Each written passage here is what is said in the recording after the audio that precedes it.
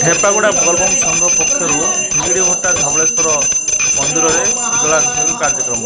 ରାୟଗଡ଼ା ଜିଲ୍ଲା ଗୁଡ଼ାରୀ ବ୍ଲକରେ ଆଜି ବିଭିନ୍ନ ସ୍ଥାନରେ ଐତିହାସିକ ଶୈବପୀଠଗୁଡ଼ିକରେ କାଉଡ଼ିଆ ଭାଇମାନେ ଜଳାଭିଷେକ କରିଛନ୍ତି। ଶ୍ରାବଣର ପ୍ରଥମ ସୋମବାରରେ ବିଭିନ୍ନ ଶୈବପୀଠଗୁଡ଼ିକ ବୋଲବମ୍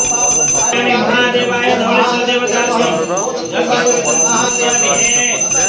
ନିକଟସ୍ଥ ଢେପାଗୁଡ଼ା ଗ୍ରାମର ବୋଲବମ୍ ଭକ୍ତମାନେ ଆଜି ସକାଳୁ 4ଟା ସମୟରେ ବଣ୍ଡାଙ୍ଗ ନାଳକୁ ଯାଇଥିଲେ ଏବଂ ବାଲୁକା ଲିଙ୍ଗ ସ୍ଥାପନ କରି ପୂଜା ଅର୍ଚ୍ଚନା ମଧ୍ୟ କରିଥିଲେ।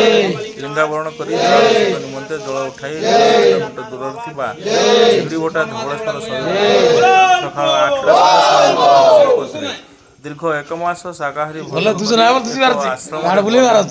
ଦୀକ୍ଷିତ ଭକ୍ତ ପ୍ରତିଦିନ ଜଳାଭିଷେକ କରିଥାନ୍ତି। ବୋଲବମ୍ ସଂଘର ପ୍ରାୟ 3 ଜଣ ଭକ୍ତ ଜଳାଭିଷେକ କରିଥିବା ପୂଜକ ଭବାନୀ ଶଙ୍କର ପଣ୍ଡା ମତ ପ୍ରକାଶ କରିଛନ୍ତି। ଏହି ଦୀକ୍ଷା ଗ୍ରହଣ କଲେ ମାନସିକ ପୂର୍ଣ୍ଣ ହେବ ବୋଲି ବିଶ୍ୱାସ ରହିଛି। ଏଥିପାଇଁ ଆଜି ଧବଳେଶ୍ୱର ମନ୍ଦିରକୁ ଯାଇଥିଲେ ଏବଂ ବୋଲବମ୍ ସଂଘର ସମସ୍ତ ସଦସ୍ୟମାନେ ରହି ପୂଜାର୍ଚ୍ଚନା କରି ସେମାନେ ଜଳାଭିଷେକ କରିଥିବା କହିଛନ୍ତି। ଏ ହେଉଛି ସେହି ଦୃଶ୍ୟ। ସମସ୍ତେ ବୋଲବମ୍ ଭକ୍ତମାନେ ଏକାଠି ହୋଇ ନାଚ ଗୀତ କରି ପ୍ରଭୁଙ୍କ ନିକଟରେ ନିଷ୍ଠାର ସହ ପୂଜାର୍ଚ୍ଚନା କରୁଥିବାର ଦେଖିବା ମିଳିଥିଲା।